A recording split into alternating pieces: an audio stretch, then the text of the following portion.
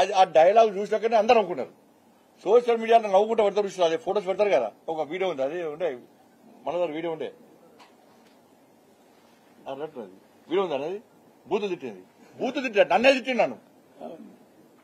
ఇంకా దుబాయ్ వినలు పాపం, దుబాయ్కి ఎందుకు పోతారన్నా, ఊళ్ళల్లో పుట్టకుడిగా నన్ను ఉద్యోగాలు ఇస్తాను మూర్ఖుడా, నువ్వు ఇంటికో ఉద్యోగం ఇస్తాను ఇవ్వకుంటే తెలంగాణ మాకు వస్తుంది అని చెప్పి తెలంగాణ ఉద్యమం అప్పుడు మాకు ఉద్యోగాలు వస్తాయని చెప్పి దుబాయ్లో నువ్వు ఉద్యోగం చేస్తున్నావు. దుబాయ్ నుంచి పేద కార్మికులు 500, 1000 రూపాయలు కూడా పంపిరు, అక్కడి నుంచి పొట్టు చంపిటి పైసలు ఉద్యోగం పేరప్పుడు సంపేం చేసినావు. లాస్ట్కు తెలంగాణ వచ్చినాక ఉద్యోగాలు వస్తాయనుకుంటే ఉద్యోగాలు రాకపోతే వాళ్ళు ఇంటికాడున్న ఎకరమో అరెకరమో గుంటనో 2 గుంటలు అమ్ముకొని తెలంగాణ వచ్చినా ఉద్యోగాలు వస్తాయని చెప్పి పొట్టకూడు కోసం దుబాయ్ వేరు. దుబాయ్ పోతే వాళ్ళను బూతు తిట్టి, నేను ఆడియో బయటకు వచ్చింది, గలీజ్ మాటలు తిట్టినా నేను.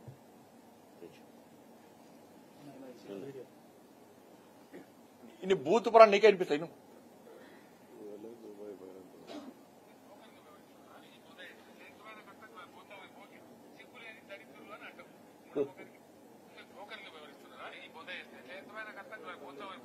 ఒక్కసారి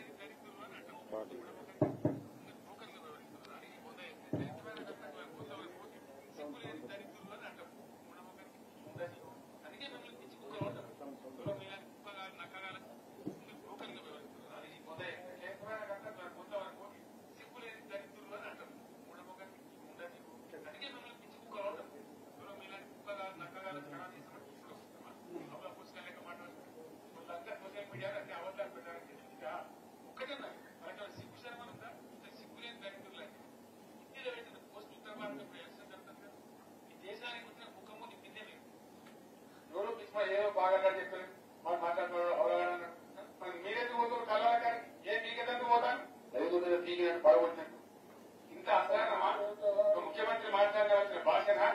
ఈ పద్ధత తెలంగాణ రాష్ట్రానికి సమాజానికి ఒక గౌరవమా? కానీ ఈ విధంగా 10 ఏళ్ల ముఖ్యమంత్రి ఉన్నప్పుడు నా నోటి నుంచి ఒక్క రోజన్నా ఒక సందర్భంలోనా ఇలాంటి దురుసు మాటలు విన్నారా? దయచేసి ఆలోచన చేయాలని నేను చెప్పేసి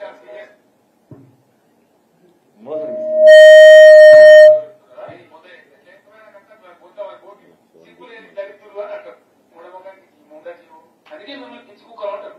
ఎవరో మీలాంటి కుక్కగా నక్కగా ఖరాబ్ చేస్తామని ఇప్పుడు వస్తామా? హౌలా పుస్తకం లెక్క మాట్లాడుతున్నా వాళ్ళంతా సోషల్ మీడియా అబద్ధాలు ప్రచారం చేస్తా ఒక్కటన్నా మనకి సిగ్గు శర్మం ఉందా? ఇంకా సిగ్గులేని దరిద్రులు అంటే హిందీలో పెట్టింది పోస్ట్ ఉత్తర భారతం ఎలక్షన్ జరుగుతుంది కదా, ఈ దేశానికి వచ్చిన కుక్కమ్మో నీ కిందే పెట్టింది. ఎవరో పిచ్చి ఏదో బాగా చెప్పారు మాట్లాడుతున్నాడు అవగాహన.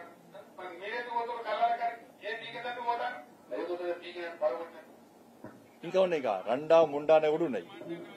ఇంకా దొరకలే. ఇంకా నా తలకాయ 6 ముక్కలు చేస్తాడు, నా తలకాయ 6 ముక్కలు చేస్తాడు. పోతా అని చెప్పిన, నువ్వు పేదలకు డబుల్ బెడ్రూమ్ ఇస్తావు చెప్పు, పేదలకు డబుల్ బెడ్రూమ్లు ఇస్తాను కదా, ఇస్తే నేను వచ్చి 6 ముక్కలు కాదు 7 ముక్కలు నరుక్కుంటా అని చెప్పి నేను.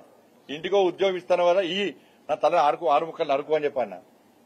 రుణమాఫీ చేస్తాను చెయ్యి 6 ముక్కలు నరుకు అని చెప్పిన. దళితులకు 3 ఎకరాలు ఇస్తాను 6 ముక్కలు నరుకు అని చెప్పిన. పోడు భూముల సమస్య పరిష్కరించు 6 ముక్కలు నరుక్కుంటా అని చెప్పిన. అప్పుడు ఏమన్నాడు, బండి సంజయ్ నేను ఇష్టపెట్టా బిడ్డ రోజు ప్రెస్ మీట్ పెడతాను సంగతి చూస్తాడు. 6 ముక్కలు నరుకుతాడు. చలో దీపం నీకు నాకు స్టార్ట్ యుద్ధం స్టార్ట్, 6 ముక్కలు ఎప్పుడు నరుకుతో చెప్పు అని చెప్పినాక మళ్ళీ బంద్ చేసిండు. ఇక మళ్ళీ ప్రెస్ మీట్ పెట్టలే.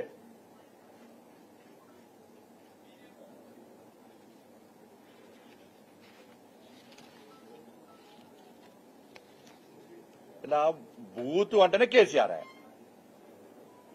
బూతుకు వేరే అర్థమే కేసీఆర్. తెలంగాణ ఇవాళ నీ బూతు పురాణం చూసినాకనే తెలంగాణ భాష ఎక్కడ బూతు ఉన్నది. కానీ నువ్వు యాస భాష మార్చుకున్న తర్వాత నీ యాస చాలా మంది తెలంగాణలో బూతు ఉంటుందని చెప్పి అనుమాన పడే పరిస్థితి వస్తే దాన్ని తెలంగాణలో కవులు కళాకారులు అందరు కలిసి మా భాష కేసీఆర్ భాష తెలంగాణ భాష కాదు, అది బూతు భాష, మా తెలంగాణ భాష స్పష్టమైన భాష, అందరు స్ఫూర్తి నింపే భాష మాది అని చెప్పి చెప్పిన సందర్భాన్ని కేసీఆర్ గుర్తుంచుకోవాలి. కాబట్టి ఇవన్నీ కూడా నువ్వేదో మీటింగ్ పెట్టి ఏం చెప్తుంది మాట్లాడితే నడుస్తుందనుకుంటే నీకు డిపాజిట్ రాకుండా డిపాజిట్ కోసం ప్రయత్నం చేసుకోను. Thank you.